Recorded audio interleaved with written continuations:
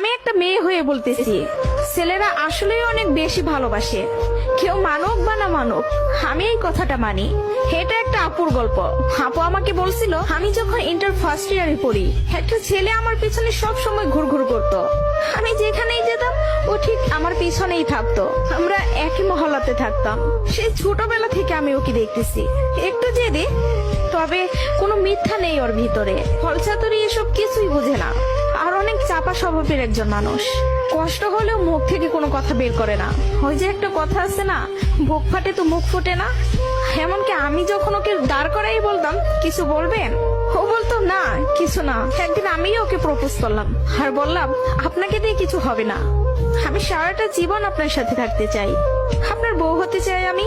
কখনো দূরে সরাই দিবেন না তো? জীবনে যা কিছুই হয়ে যাক, আপনি আমার পাশে থাকবেন, কখনো আমাকে একা ফেলে যাবেন না। যদি এই ওয়াদা করতে পারি, তাহলে আমি রিলেশন করব। ও অনার্স ফার্স্ট ইয়ারে পড়ে।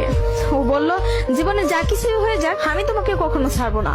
আমাদের সম্পর্কের বয়সটা যখন 2 বছর, তখন আমার বাসায় বিয়ের প্রেসার দেওয়া শুরু হয়ে গেল। ফ্যামিলি থেকে ছেলে খুঁজতেছে, সরকারি চাকরিওয়ালা, বিসিএস ক্যাডার। এসবের মধ্যে আমি ওর কথা বলতে ভয় পেতাম, কারণ ও এখনো পড়ালেখা করতেছে। চাকরি তো দূরের কথা, চাকরি পাইতে তো অনেক সময় লাগবে, কিন্তু আমার ফ্যামিলি তো আমাকে সময় দিবে না। আমি অনেক কষ্টে আম্মুকে রাজি করাই। আম্মু যেন আব্বুকে এই কথাটা বলে, আর আম্মু আব্বুকে বলে। আব্বু সাথে সাথে মুখের উপর বলে দেয়, সম্ভব না, বেকার ছেলের হাতে আমি আমার মেয়েকে দিব না। তখন আমিও ভাবছিলাম, কথাটা তো ভুল না, কথাটা তো সঠিক। কোনো বাবা মাই চাইবে না বেকার ছেলের কাছে মেয়েকে বিয়ে দিতে। আমি নিজেও তো কখনো চাইবো না, কিন্তু তারপরও মাথায় চলতেছে, আমি যদি ওকে হারাই ফেলি, আর কখন কি ফিরে পাবো ওকে? আমি তো আর ফিরে পাবো না। পরবর্তীতে আমি ওকে সব বলি, ওকে বলি কি করব বলো। তখন বুঝতে পারতেছিলাম ও কান্না করতেছে। ও আমাকে বলে, আম্মু ডাকতেছে, জাস্ট একটা মিনিট, আমি আম্মুর কথাটা শুনে আসি। তুমি একটু লাইনে থাকো, এসে তোমার সাথে আমি কথা বলতেছি। আমি তোমার জীবনে আছি 2টা বছর, কতটুকু আমাকে চিনো জানো আমি জানি না, কিন্তু তোমার পরিবার তোমার সাথে 18টা বছর তোমার পাশে আছে। আমি কখনো বলবো না যে তুমি তাদের ছেড়ে আমার কাছে চলে আসো। আমি জানি না আমার বাসায় থেকে মেনে নিবে কিনা। পড়ালেখা শেষ করতে করতে আরো 2টা বছর লেগে যাবে, কবে চাকরি পাবো সেটারও তো কোনো ঠিক নাই। আমি যদি তোমাকে ভালো না রাখতে পারি, আমি তো নিজেকে কখনো মাফ করতে পারবো না। আমার কাছে তোমার হাসিটা অনেক দামি। তোমার যেটা ভালো মনে হবে তুমি সেটাই করো। তুমি যা বলবো আমি সেটাতেই রাজি। এসব কথা শোনার পরে, আর যাই হোক, একটা মেয়ে তার ভালোবাসার মানুষকে কখনো ছেড়ে যাইতে পারে না।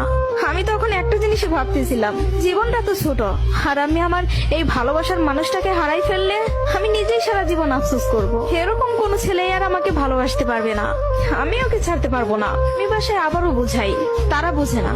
তারপর আমি বাসা থেকে বের হয়ে যাই। বাসা থেকে বের হয়ে ওকে ফোন দেই আর বলি, আমাকে নিয়ে যাও। ও তাড়াহুড়া করে বাড়ি থেকে চলে আসলো। আমি বললাম, আমি তোমাকে বিয়ে করব। ও আমাকে বলে, আমি বলছি না তোমাকে, তুমি যা বলবো আমি তাতেই রাজি আছি। তবে একটা কথা, আমার সাথে থেকে যদি 3 বেলার 1 বেলা খেয়ে থাকতে হয়, পারবা? তার জন্য আমি সবকিছু ছেড়ে আসলাম, তার জন্য আমি সবই করতে পারবো। বিয়ের পরে ওর বাসায় থেকে ফোন দেয়, বলে বাসায় আয়। তারপর ওর বাসায় থেকে মেনে নিল। তার কিছুদিন পর আমার বাসায় থেকেও মেনে নিল।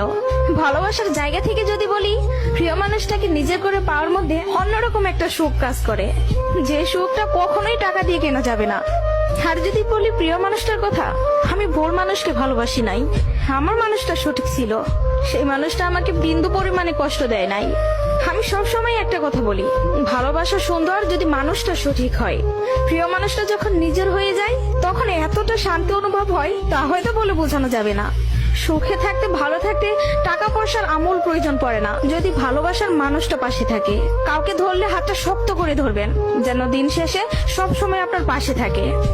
তো সবাই ভালো থাকবেন। ভিডিওটি ভালো লাগলে প্লিজ সবাই শেয়ার করবেন। আর